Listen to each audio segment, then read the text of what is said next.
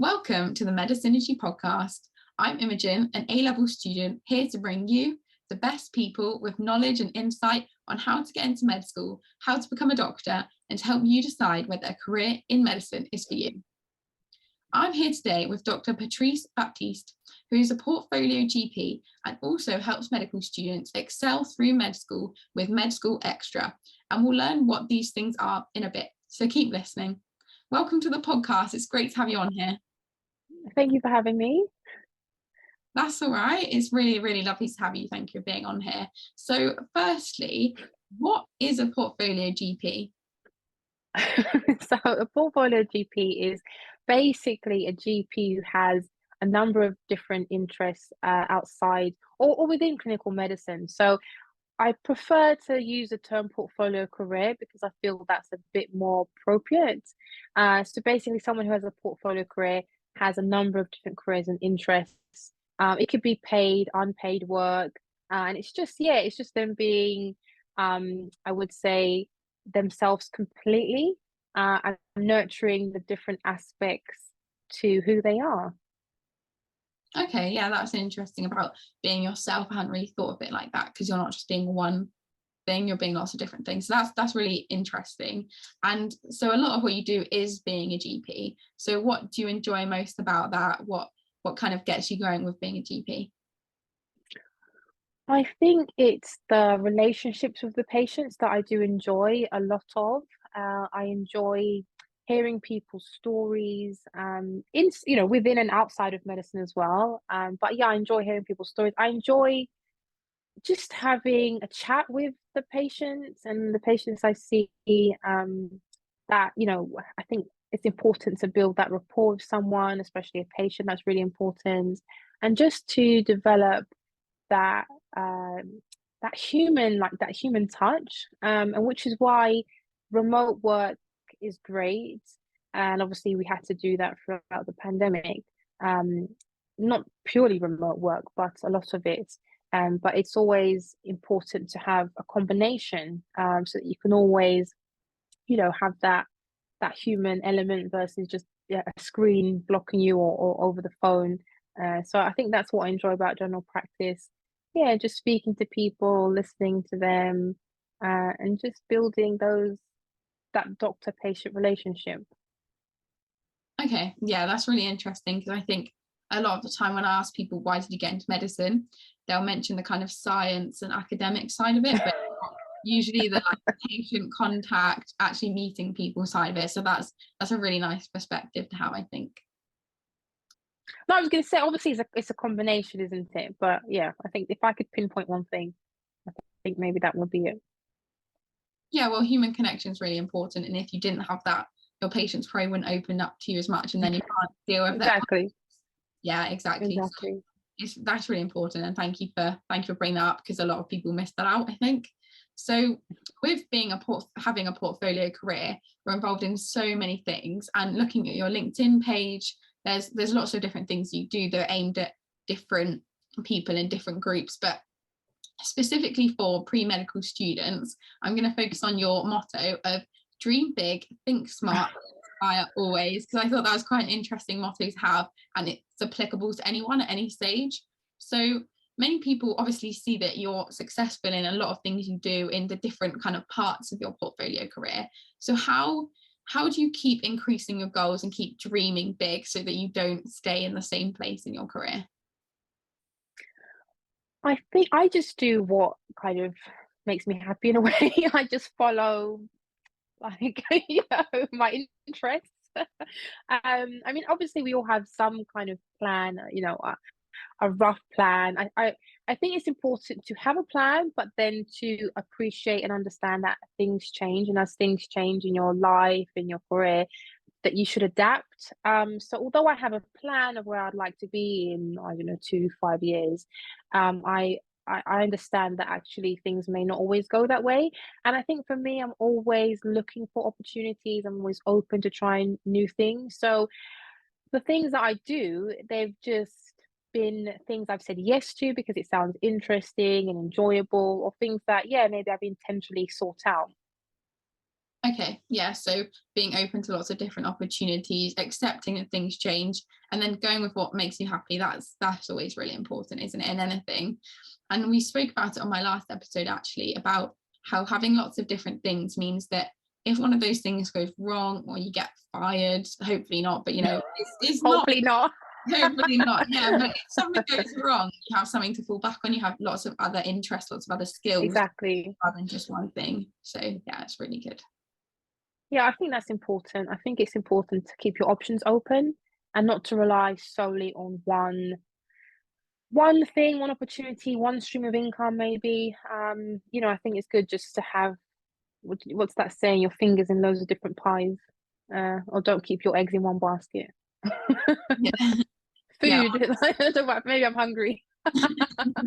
Lots of food. Yeah. Oh gosh. Well, I was going to say that my next question actually about being a doctorpreneur. I came across it and I thought I love that, because you're not just a doctor, you're not just an entrepreneur. You can combine both of those things, lots of different skill sets. We've spoken about that a fair bit on my podcast, and I speak about it all the time. It's like my little keyword that I like to use a lot. And so it's good to have something out of medicine and not make medicine your sole purpose of living, and have a side hustle. And as you said, having different sources of income, being financially secure, which not every junior doctor, to say the least, is when they're starting out and potentially carrying on through your career as well. So how do you think smart so that you're not following the same path as everyone else and that you're standing out from the crowd? I think, like I said, just being me and just following my interests and trying to be strategic. I mean, it doesn't always work out, but I think having a plan and having a rough idea, and like I said, trying to adapt, speaking to people. Over the years, I've tried to be in contact with people who could act as mentors. I mean, I always thought about a mentor as being um, someone who would formally kind of support you, but actually, it doesn't always have to be that. It could be having a chat with someone who you look up to or who's doing something in the field of interest that you're passionate about. So I think, yeah, just opening your network up and trying to build connections and learning from other people's experience as well. Yeah, I think that's really important. And I just literally posted about how LinkedIn is really good with things like that, building a network, Mm. growing opportunities. So, and obviously you're really big on LinkedIn. So would you say that's been, Am I? That's well, good to compared know. to a lot of us, would you say that's helped you with your opportunities and growing what you do? Yeah, LinkedIn is definitely a good platform.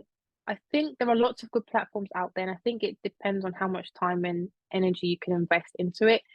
A few years ago, I invested a lot of time and energy into LinkedIn. It's kind of dwindled a little bit, which I think has been reflected in my posts and engagement. But I think LinkedIn is definitely a good platform to find jobs and opportunities, network with people. I've had some opportunities on LinkedIn. I've had job offers. I've accepted some. I've declined some. I mean, not everything is great, and not everything is for you. But I think being able to use it and use it in the right way for you is I guess the way to go about it. So I think it's definitely good. And yeah, I mean, I've spoken about it on my YouTube channel where I was offered a job as a program lead for a master's program and senior clinical lecturer. So again, it just goes back to taking and grabbing the opportunity. I'm really keen on education, and I want to pursue my career as a medical educator. And for me, of course, it was daunting because I hadn't had any experience, um, on a master's, teaching a master's program or helping to design a master's program. But I spoke to one of my mentors, and I just thought, well, I might as well take the opportunity, and I'll gain a lot of experience from it and meet people. And so yeah, so I think LinkedIn is great, but I think like anything, you obviously have to be wary. You have to do your research, and just use it in a way that will suit you and hopefully better your career. Yeah, yeah, definitely.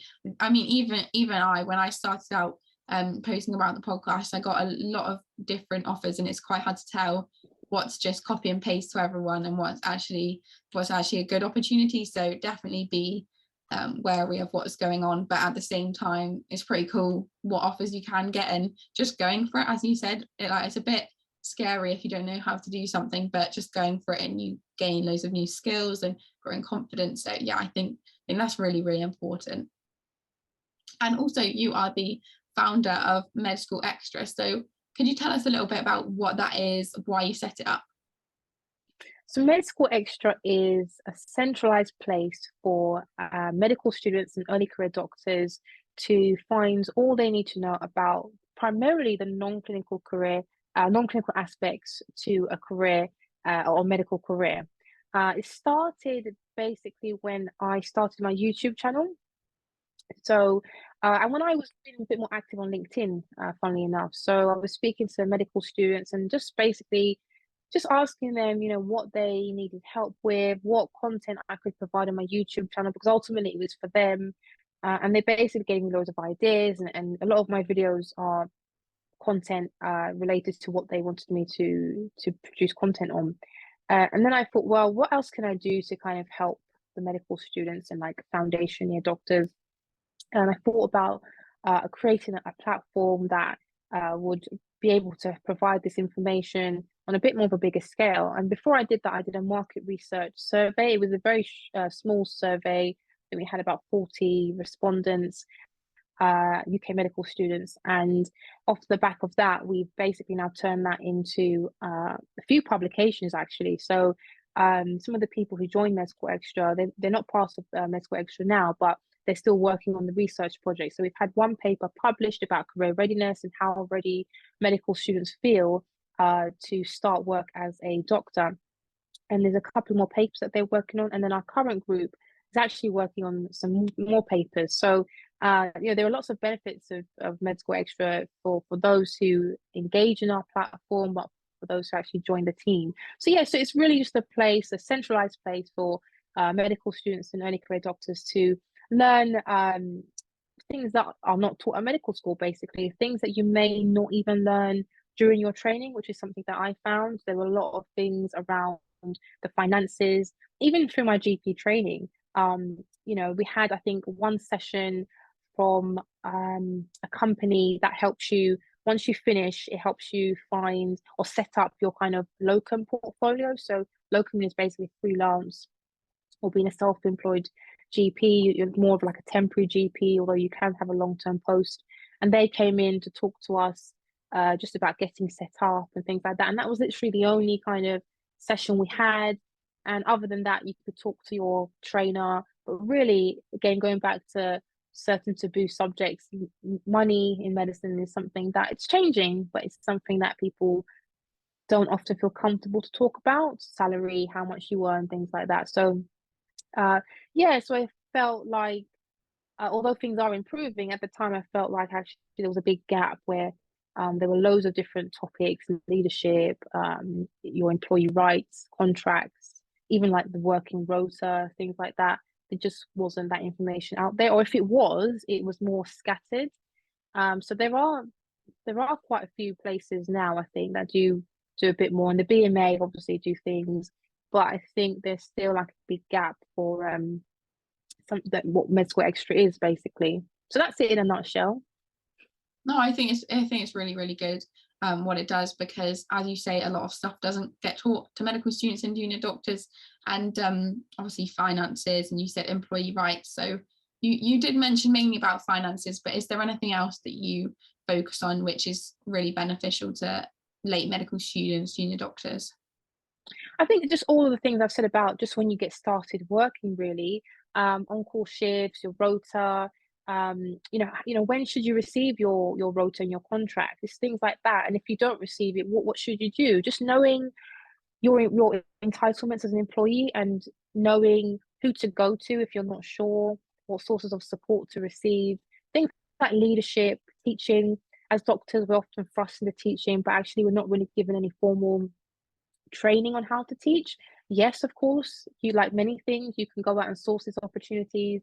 You can go out and do a course, an online course, a face-to-face course. You can speak to people. You can, you know, you can read and do your own research.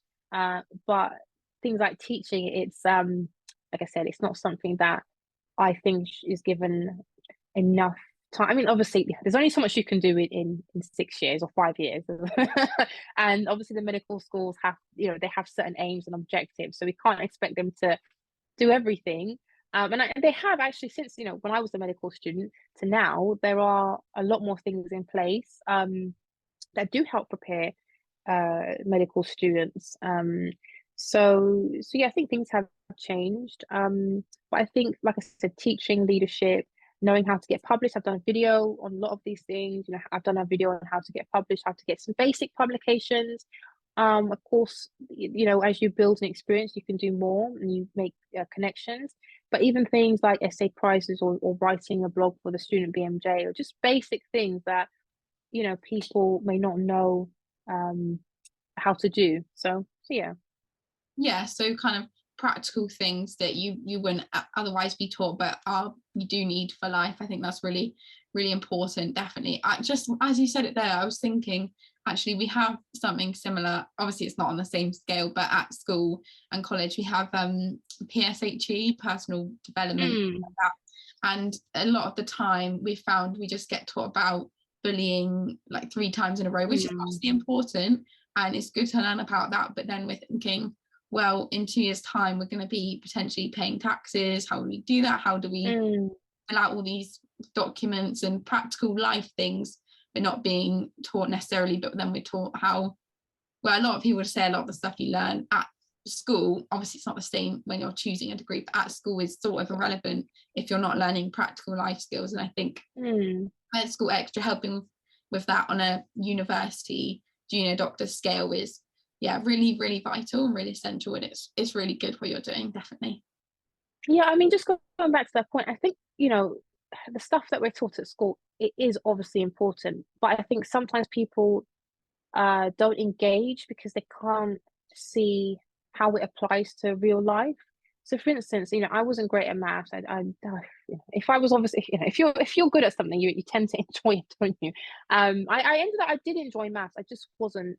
It took me a long time to kind of get to grips with things, and I think maybe what would have helped me and other people is if we could kind of have seen it maybe a bit more explicitly to translate it to real life. Because things like percentages, you do need that. I use percentages a lot, actually.